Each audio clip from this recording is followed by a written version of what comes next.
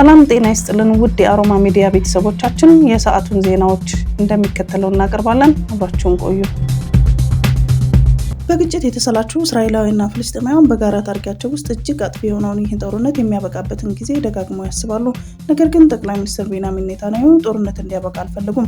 ባለፈው ሳምንት መጀመሪያ ላይ በሰጡት ጋዜጣዊ መግለጫ የ75 ዓመቱ አዛውንትና የእስራኤል የረጅም ጊዜ መሪ የሆኑት ኔታንያሁ አሁንም የሚጨርሷቸው ብዙ ተልዕኮች እንዳሏቸውና የእስራኤል ሕዝቦች እስከፈለጉ ድረስ ይህንን ለማድረግ እንደሚፈልጉ ተናግረዋል።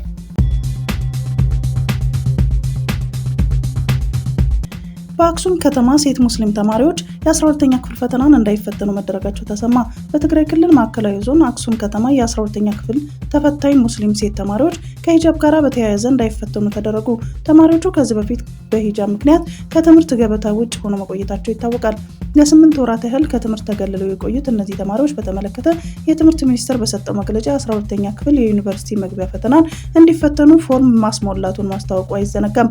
ይሁን እንጂ ዛሬ በተጀመረውና በአክሱም ከተማም እየተሰጠ ባለው በዚህ ፈተና ላይ ከእነዚህ ተማሪዎች እንዳይፈተኑ ተደርገዋል። የትግራይ ክልል ትምህርት ቢሮ በጉዳዩ ላይ በሰጠው አስተያየት የእነዚህ ሙስሊም ሴት ተማሪዎች አድሚሽን ካርድ ዘግይቶ የደረሰ በመሆኑ በሁለተኛው ዙር እንዲፈተኑ ለማድረግ እየሰራ መሆኑን ገልጿል። የክልሉ የትምህርት ቢሮ ኃላፊ ዶክተር ኪሮስ ይህንን የሚገልጽ ሀሳብ በትግረኛ ማህበራዊ ገጻቸው ላይ ጽፈዋል። በመጪው ሐሙስ በሚጀምረው ሁለተኛ ዙር ፈተና ላይ እነዚህ ተማሪዎች ለማስፈተን ጥረት እንደሚያደርጉ አስረድተዋል። ይህ በእንዲህ እንዳለ በአክሱም ከተማ ከዚህ ቀደም ሙስሊም ሴት ተማሪዎች ከሂጃብ ጋር በተያያዘ ምክንያት የ8ኛ ክፍል ፈተናን ሳይፈተኑ መቅረታቸው ይታወሳል። ፖላንድ የሩሲያና የዩክሬን ጦርነት ለመቀላቀል መዘጋጀቷ ተገለጸ። ሩሲያ ከ3 ዓመታት በላይ በዘለቀው የሁለቱ ሀገራት ጦርነት ባለፈው ሳምንት ከ114 በላይ ሚሳኤሎች፣ ከ1270 በላይ ሰው አልባ አውሮፕላኖች የተካፈሉበት ትልቁ የአየር ጥቃት መውሰዷን ተከትሎ የኔቶ ሀገራት ተዋጊ ጀቶችን ወደ ፖላንድ መላካቸውና ጦርነቱን ለመቀላቀል በዝግጅት ላይ መሆናቸውን ተናገሩ። የፖላንድ ኦፕሬሽን ኮማንዶ እንደገለጸው ተዋጊ ጀቶቹ ከሌሎች የኔቶ አውሮፕላኖች ጋር በመሬት ላይ በተመሰረቱ የአየር መከላከያና የስለላ ስርዓቶች ሩሲያ በዩክሬን ምድር ላይ የማታ ጥቃት ከከፈተች በኋላ ከፍተኛ ዝግጁነት ላይ ይገኛሉ ብሏል። የዩክሬን ባለስልጣናት እንዳሉት ሩሲያ በአንድ ሌሊት 477 ሰው አልባ አውሮፕላኖችና 60 የተለያዩ አይነት ሚሳኤሎች ወደ ዩክሬን አስወንጭፋለች። የሀገሪቱ የአየር ኃይል ኢላማውን ከመምታቱ በፊት 211 ሰው አልባ አውሮፕላኖችን በጥይት መትቶ 225ቱ ጠፍተዋል ማለቱን ተከትሎ ምንም አይነት የሩሲያ ሚሳኤልም ሆነ ሰው አልባ አውሮፕላኖች ወደ ፖላንድ አየር ክልል አልገቡም። ነገር ግን ስጋቱን ለመቀነስና የኔቶ አባላት በህብረት ሀገራት ላይ ለሚደረገው ጥቃት ለመከላከል F-16 ተዋጊ ጀቶች በተጠንቀቅ እንደሚገኙ ተነግሯል። የዩክሬን ባለስልጣናት በዩክሬን ምዕራባዊ ክልል ላይ ከፍተኛ ጥቃት እየተካሄደ ነው ማለታቸውን ተከትሎ ወደ ኔቶ አባሏ ፖላንድ አየር ክልል የሚገቡ ድሮኖችና ሚሳኤሎች ለመከላከል በሚል ከፍተኛ የጂ ኃይል የማንቀሳቀስ አቅሙ፣ ሰፊ የውጊያ ራዲየስ እና የጠላት አውሮፕላኖችን በሁሉም አየር ሁኔታዎች የመለየትና የመሳተፍ ችሎታው በአየር ፍልሚያ ውስጥ አስፈሪ ኃይል የሆነው F-16 ተዋጊ ጄት በዝግጅት ላይ እንደሚገኙ የዘገበው ኒውስዊክ የዜና ወኪል ነው።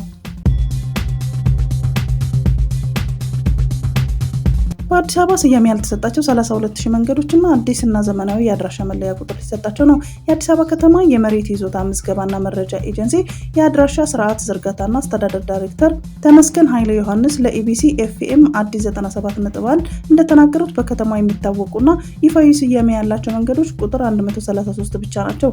በከተማዋ 32000 መንገዶች ምንም አይነት ስያሜና ቁጥር ያልተሰጣቸው እንደሆኑ ጠቅሰው በአዲስ የአድራሻ ስርዓት መሰረት ስያሜ መለያ ቁጥር እንደሚያገኙ ዳይሬክተሩ ተናግረዋል። በተጨማሪ ከመንገዶቹ ጋር ትስስር ላላቸው 1 ሚሊዮን ቤቶች አዳዲስ ቤት ቁጥር እንደሚሰጣቸው ነው የገለጹት። ዳይሬክተሩ በ2016 የተጀመረውን ዲጂታል የአድራሻ ስርዓት ትግበራ በቀጣዩ በጀት ዓመት ሙሉ በሙሉ ለማጠናቀቅ እቅድ ተይዞ እየተሰራም እንደሆነም ጠቁመዋል።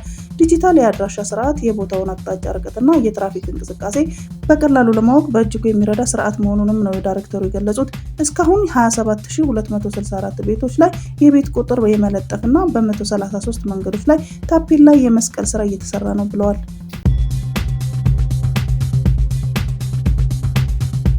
የአሜሪካ የጸጥታና ደህንነት ተቋም ከኢራን በኩል የሚሰነዘር የሳይበር ጥቃት ሊኖር እንደሚችል አስጠነቀቁ።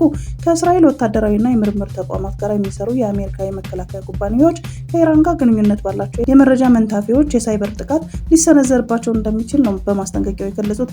የኢራን ሰርጎ ገብ የመረጃ ጠላፊዎች ከዚህ ቀደም ተመሳሳይ የሳይበር ጥቃቶችን በእስራኤል ላይ ፈጽመው እንደነበር ይታወሳል። ኢራን በ2023 በእስራኤል ትምህርት ቤቶችና የቴክኖሎጂ ተቋማት ላይ በሰነዘረችው የሳይበር ጥቃት በተቋሙ ላይ ከፍተኛ የመረጃ ምዝበራ ደርሶም ነበር።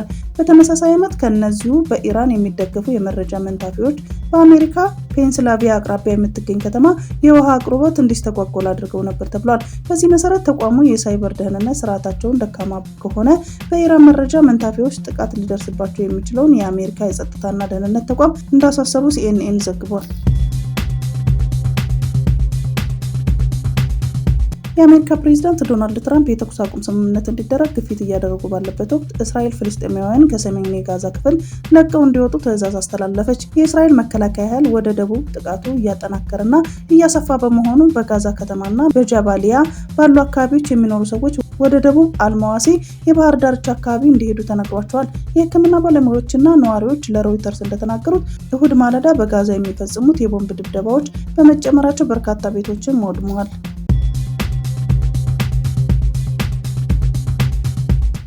አፍሪካዊ ባለጸጋ አሊኮ ዳንጎቴ አፍሪካ በቀጣዩ 3 ዓመታት ገደማ የማዳበሪያ ሉዓላዊነቱን ታረጋግጣለች ብሏል። ይህ ግብ ለማሳካት ደግሞ ዳንጎቴ ማዳበሪያን ፋብሪካ የማስፋፋት ስራ እንደሚከናወን ባለሀብቱ ገልጸዋል። የፋብሪካውን ዓመታዊ የማምረት አቅም 3 ሚሊዮን ሜትሪክ ቶን ማዳበሪያ ሲሆን የማስፋፊያው ስራ ይህንን ቁጥር በ3 እጥፍ ለማሳደግ እንደሚያስችል አስረድተዋል። እንደ መረጃው አፍሪካ በፈረንጆች 2021 ብቻ 7.62 ሚሊዮን ሜትሪክ ቶን የአፈር ማዳበሪያ ከውጭ አስገብታለች። ይህ የዳንጎቴ የአፈር ማዳበሪያ ፋብሪካ የሚደረግበት ማስፋፊያ እንደታሰበው ምርቱ ወደ 9 ሚሊዮን ሜትሪክ ቶን ማደግ ከቻለ ይህ ፍላጎት ለመሸፈን እድሉ ሊኖረው እንደሚችል መረጃ ያመለክታሉ። የማስፋፊያ ስራው ፋብሪካው በዓለም ትልቁ የማዳበሪያ አምራች ፋብሪካ ለማድረግ ያለመ ሲሆን ይህ ሲነጻጸር የአሁኑ የኳታር ማዳበሪያ የማምረት አቅም ይበልጣልም ነው የተባለው።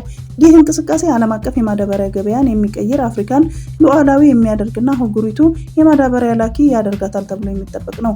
ይህ ጥረት አሊኮ ዳንጎቴ የአፍሪካን የግብርና ምርትነትንና የምግብ ዋስትናን ይበልጥ ለማሳደግ ወሳኝ መሆኑን አጽንኦት እንደሰጡትም የቢዝነስ መረጃ ዘጋቢ ኢኮፊን ኤጀንሲ መረጃ ያመለክታል።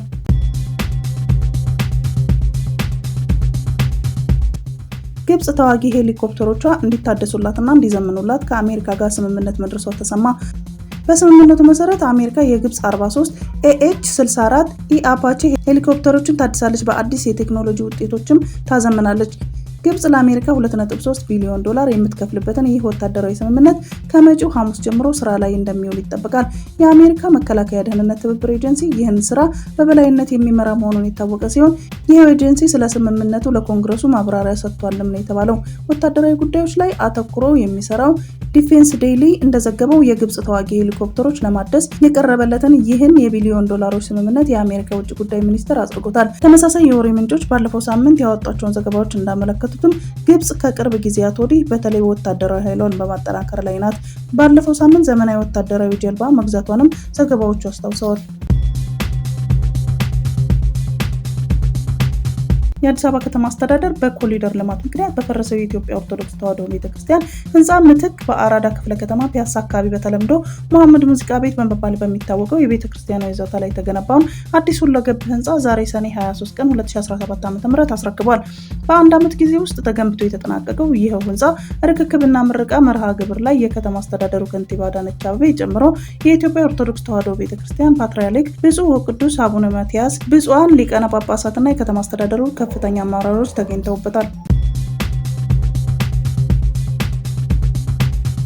2678 ኢትዮጵያውያን ከሳውዲ ወደ ሀገራቸው ተመለሱ። በሳውዲ አረቢያ በአስቸጋሪ ሁኔታ ውስጥ የነበሩ 2678 ኢትዮጵያውያን ባሳለፍነው ሳምንት ወደ ሀገራቸው ተመልሰዋል። በሳምንት ውስጥ በተደረገው 8 ዙር በረራ የተመለሱት 2358 ወንዶች፣ 292 ሴቶች እና 28 ጨቅላ ህጻናት ሲሆኑ ከተመላሾች መካከል 218 እድሜያቸው ከ18 ዓመት በታች የሆኑ ታዳጊዎች ይገኙበታል። በአራተኛው ዙር በአስቸጋሪ ሁኔታ ውስጥ የሚገኙ ዜጎችን 50,000 ዜጎችን ለመመለስ ታቅዶ ከመጋቢት 3 ከ2017 ዓ.ም ጀምሮ በይፋ መጀመሩ ይታወቃል። በዚህም እስካሁን 52627 ኢትዮጵያውያን ወደ ሀገር መመለስ ተችሏል። ሚኒስቴር መስሪያ ቤቱ ከሚመለከታቸው ባለድርሻ አጋር አካላት ጋር በመቀናጀት ከተመላሽ ዜጎች በአየር ማረፊያና በመቆያ ማዕከላት ተገቢውን ድጋፍና እንክብካቤ ማድረግና ከቤተሰብ ጋር የማቀላቀል ስራም በትኩረት እየሰራ ይገኛል። የኢትዮ ጅቡቲ ባቡር ዕለታዊ የውጭ ንግድ አገልግሎት ማስጀመሩን አስታወቀ። ኩባንያው ከሰኔ 24 ጀምሮ የውጭ ንግድ ጭነት አገልግሎቱን በሳምንት ከ4 ቀናት ወደ ዕለታዊ አገልግሎት እንደሚያሳድግ ገልጿል።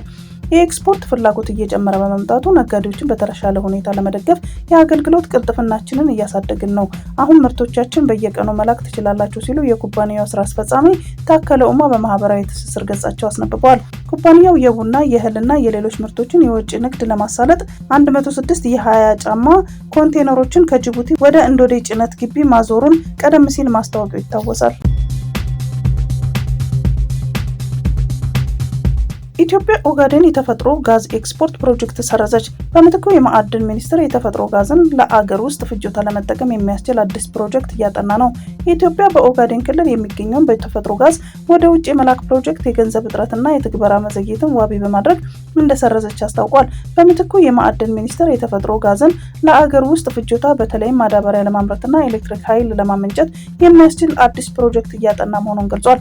የማዕድን ሚኒስቴር እንደገለጸው ኢትዮጵያ በተለይ በኦጋዴን በካሉብናና ሂላል አካባቢዎች ከፍተኛ የተፈጥሮ ጋዝ ክምችት ያላት ሲሆን ይህንንም ከ50 ዓመታት በላይ ለሚሆን ጊዜ ማዳበሪያ ለማምረት፣ ኃይል ለማመንጨትና ለተለያዩ የነዳጅ ምርቶች ለማገልገል የሚያስችል እንደሆነም ቢገመትም እስካሁን በጥልቀት አልተጠናም። የጅቡቲ የቧንቧ መስመር ፕሮጀክት መሰረዝ በ2022 ከኦጋዴን የተፈጥሮ ጋዝ አውጥቶ 767 ኪሎ ሜትር ርዝመት ባለው የቧንቧ መስመር ወደ ጅቡቲ በመላክ በፈሳሽ የተፈጥሮ ጋዝ ወደ ውጭ ለመላክ ታቅዶ የነበረውን ፕሮጀክት መሰረዙ ተገልጿል። ካፒታል የተመለከተው ኢትዮጵያ ኤነርጂ አውትሉክ 2025 ሪፖርት እንደሚጠቁመው ለፕሮጀክቱ መሰረዝ ዋነኛው ምክንያት የፋይናንስ ችግሮች ሲሆን ይህ ደግሞ ኢትዮጵያ ከተፈጥሮ ጋዝ ወደ ውጭ በመላክ ገቢ የማመንጨት አቅሟን ቀንሷል። በአራት መንግስታዊ ተቋማት አማካኝነት በተዘጋጀው በዚህ ሪፖርት ላይ እንደተገለጸው የማዕድን ሚኒስቴር በአሁኑ ወቅት ማዳበሪያ የማምረትን ጨምሮ በሀገር ውስጥ የተፈጥሮ ጋዝን የመጠቀም አዲስ ፕሮጀክት እያጠና ነው። ሚኒስትሩ የተፈጥሮ ጋዝን ወደ ኤሌክትሪክ ኃይል ለማመንጨት ከኢትዮጵያ ኤሌክትሪክ ኃይል ጋር ለመስራት ፍላጎት እንዳለው ገልጿል። ይህ በተለይ ዝናብ በሌሉባቸው ዓመታት የኃይል ስርዓቱን ለማመጣጠን ጠቃሚ አማራጭ ሊሆን ይችላል ተብሏል። ኢትዮጵያ በአሁኑ ወቅት በዓመት ከ4 ቢሊዮን ዶላር በላይ በሚገመት ወጪ ከውጭ የሚገቡ ነዳጅ ምርቶች ላይ ጥገኛ መሆኗ ይታወቃል። ይህንን ለመቀነስ መንግስት የሀገሪቱ የተፈጥሮ ሀብቶችን ለማልማት የሚያስችል ስትራቴጂ በመተግበር ላይ ነው። አዲሱ ፖሊሲ በተፈጥሮ ጋዝ ፍለጋ ላይ በማተኮር ዘርፉን ለኩባንያ ክፍት በማድረግና ኢንቨስትመንቶችን በማበረታታት ላይ ቅድሚያ እንደሚሰጥ ተመላክቷል።